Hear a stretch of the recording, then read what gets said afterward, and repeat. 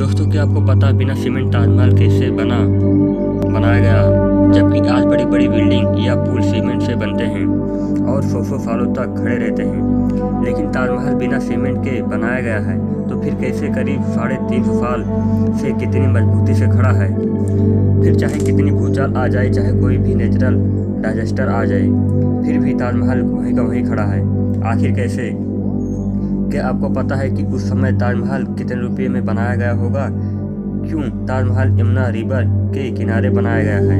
और साथ में ये भी जानेंगे क्या ताजमहल में आज तक लाइट नहीं लगाई गई। बस आप वीडियो के अंत तक हमारे साथ बने रहिए और नए यूजर इस चैनल को सब्सक्राइब जरूर करें। तो चलिए वीडियो को शुरू करते हैं। दोस्तों, हर साल लाखों की संख्या में लोग इस अजूबे को देखने आते हैं। आपको इसकी हिस्ट्री को पता होगा, कैसे शाहजहां ने अपनी बेगम मुमताज़ के लिए बनवाया था और कितना बड़ा मॉन्यूमेंट खड़ा कर डाला। उन्होंने अपनी प्यार मुमताज़ के मौत के बाद एक्सप्रेस किया था। दोस्तों, ये बिना सीमेंट के इतना बड़ा मॉन्यूमेंट कैसे खड़ा किया था? जबकि सीमेंट का आविष्कार 1824 में जोसेफ एस्पिन के नाम से इंटेलिजेंट इंसान ने किया था, जो कि इंग्लैंड में रहते थे और उन्होंने दुनिया का सबसे पहला सीमेंट का कंपनी बनाया, जिसका नाम था पोर्टलैंड सीमेंट।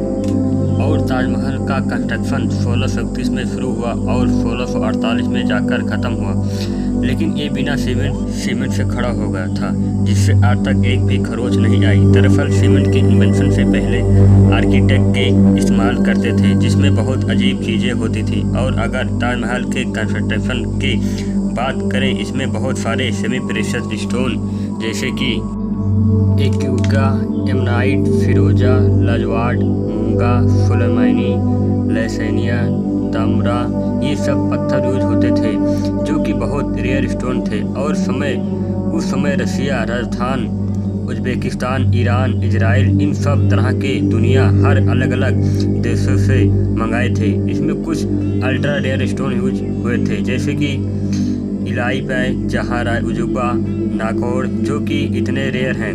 पता नहीं शाहजहां ने इन्हें कैसे अरेंज किया होगा, लेकिन जो भी उन्होंने किया वो तो काबिलियत तारीफ है। और तो और सीक्रेट ताजमहल बनाने में इस्तेमाल होता था, उसमें गुंजा, बतासा, बेलगरी का पानी, बहुत सारी चीज़ें को डालकर पेस्ट बनाया जाता था।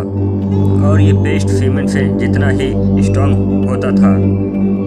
दोस्तों, जहां बुर्ज खलीफा की नींव बड़े बड़े स्टील के पाइप से बनाई गई थी, वहीं ताजमहल की नींव लकड़ियों से रखी गई थी।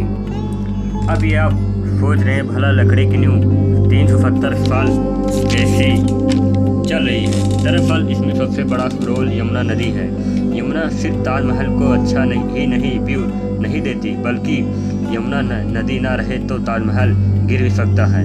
इसमें होता है ये पहले के इंटेलिजेंट लोगों ने इसमें ऐसी लकड़ी का इस्तेमाल किया, जिसमें चाहे जितना पानी लगता रहे वो लकड़ी और भी स्ट्रॉन्ग होती जाएगी, वरना बाकी लकड़ियां नमी की वजह से खराब होती जाती हैं।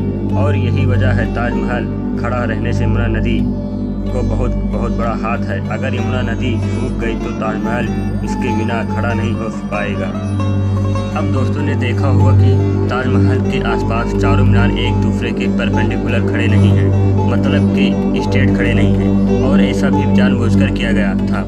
दरअसल ऐसा इसलिए किया गया था, अगर कभी भूकंप आता भी है, चारों मीनार ताजमहल से दूर गिर जाए और इस तरह भूकंप के झटके ताजमहल के पहुंचने से पहले इन मीनार में ऑब्जर्व हो जाए, और इस तरह भूकंप का कोई असर नहीं होगा और सुरक्षित बच जाएगी। दोस्तों, अब बात करते हैं ताजमहल उस समय बनाने में कितना खर्चा आया होगा। आप जानते हैं उस समय 1 रुपये की कीमत बहुत ज़्यादा होती थी, और अगर इन्फ्लेशन के हिसाब से देखें तो आज ताजमहल की कॉस्ट आती है अप्रॉक्स 1 से 2 मिलियन डॉलर, यानी करीब 8,000 करोड़ से लेकर 10,000 करोड़ तक इस मॉन्यूमेंट को बनाने में खर्चा हुआ है। अब दोस्तों, ताजमहल में लाइट क्यों नहीं लगाई गई? क्या आप जानते हैं दरअसल ताजमहल का सफ़ेद रंग लाइट को सबसे ज़्यादा रिफ्लेक्ट करता है, और इसलिए रात को समय ताजमहल पे लाइट लगा दी गई तो ताजमहल के पत्थर लाइट को रिफ्लेक्ट करेंगे और साथ में ही ताजमहल से ज़्यादा चमकेगा, जिससे आसपास के कीड़े मकोड़े उस पर चिपकेंगे। ताजमहल के पत्थर पे भी नुकसान पहुंचाएंगे और यही वजह आज तक ताजमहल लाइट नहीं लगेगी। दोस्तों वीडियो पसंद आए लाइक करें, चैनल को सब्सक्राइब करें, करना ना भूलें। Thanks for watching my video.